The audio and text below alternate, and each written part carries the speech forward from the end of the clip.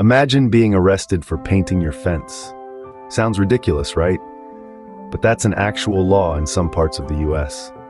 As surprising as it may seem, there are numerous fence laws across the country that are nothing short of bizarre. From the color of your fence, to its height, to even its visibility, the legalities governing these mundane structures can often leave you scratching your head.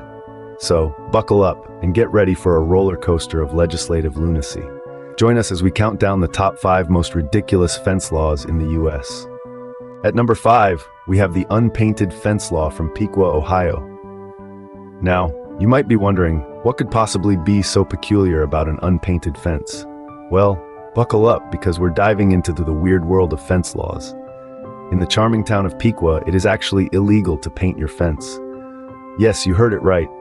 This law traces its origins back to the late 19th century. During that time, Piqua was known for its beautiful rustic wooden fences.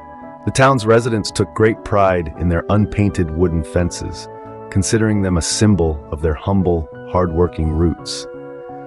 But as the city started to modernize, some residents began painting their fences in a bid to keep up with the times. The town council, however, wasn't too thrilled about this. They believed that painted fences were a betrayal of the town's heritage. So, in a move that was considered progressive at the time, they passed a law making it illegal to paint fences. And here's where the ridiculousness comes into play. The law, though well-intentioned, failed to consider the practicality of having unpainted fences. Unpainted wood, as we all know, is susceptible to rot and decay, especially in wet weather.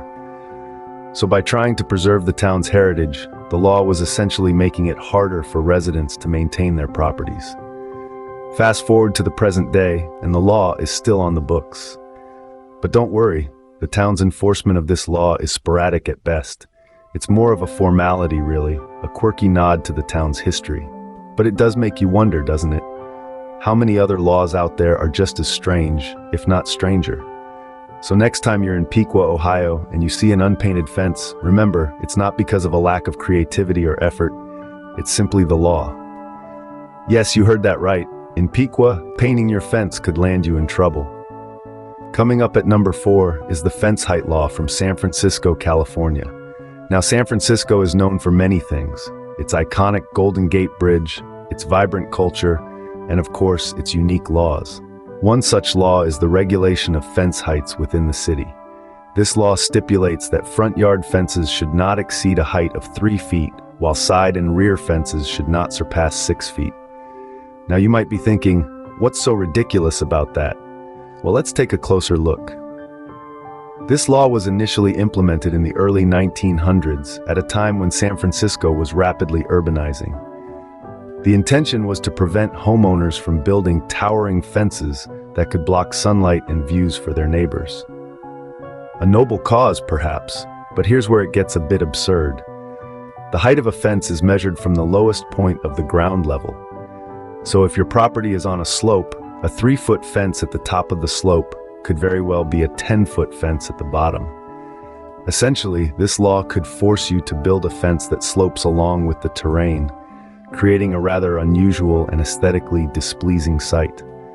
Fast forward to today, the city still enforces this law with a surprising level of vigor. If you're caught with an illegally tall fence, you could face hefty fines and be required to modify or entirely remove the offending structure.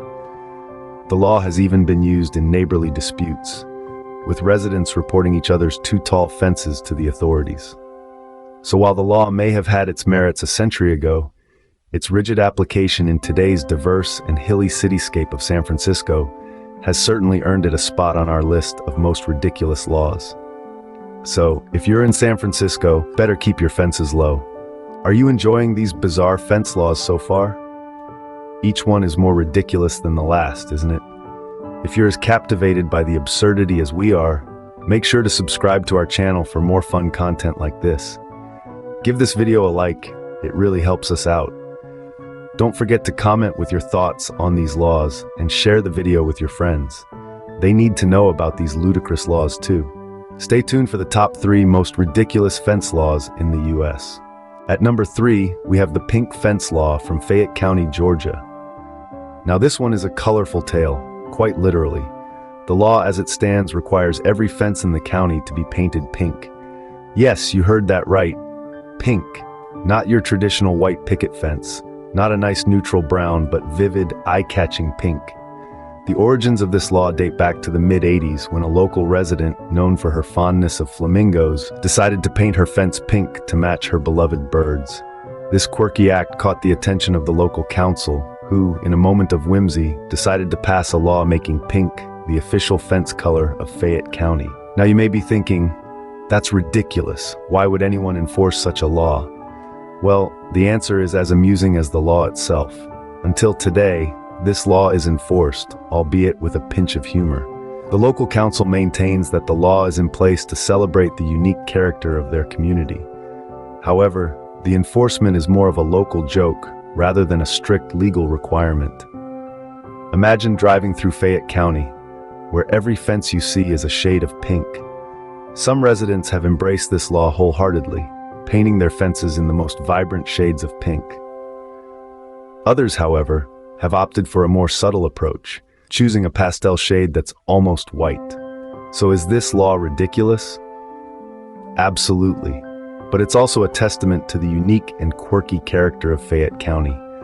It's a law that adds a splash of color to the community, quite literally.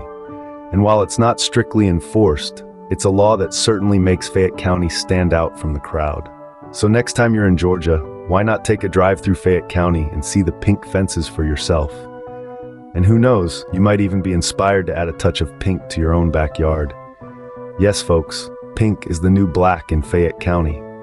At number 2, we have the Invisible Fence Law from Nicholas County, West Virginia.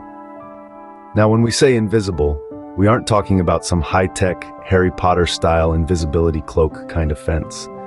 No, this law is all about the fences that aren't there physically but are recognized legally. The Invisible Fence Law dates back to the early 20th century, a time when Nicholas County was primarily farmland. Farmers needed a way to mark their land boundaries and deter trespassers. However, building and maintaining physical fences was often costly and time-consuming. So they came up with an innovative solution, the concept of invisible fences. These were essentially legal boundaries that were recognized by the community but didn't exist in the physical realm. Sounds sensible for that time, right? Well, here's where it gets ridiculous. This law is still in effect today, even though the county has significantly urbanized and the original reasons for the law no longer apply. Today, the Invisible Fence Law is often a source of confusion and disputes among property owners.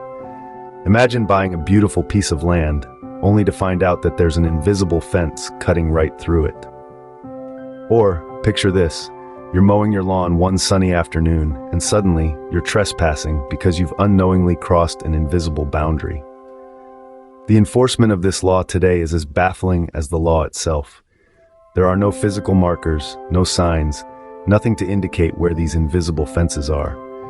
It all comes down to old property deeds, historical records, and sometimes even local folklore. In the end, the Invisible Fence Law serves as a quirky reminder of Nicholas County's past. It was born out of practicality, but its continued existence in today's world is nothing short of absurd. It's a law that's invisible in more ways than one. But as anyone who's ever crossed an invisible boundary will tell you, its effects are very much real. In Nicholas County, your fence could be invisible, but the law isn't.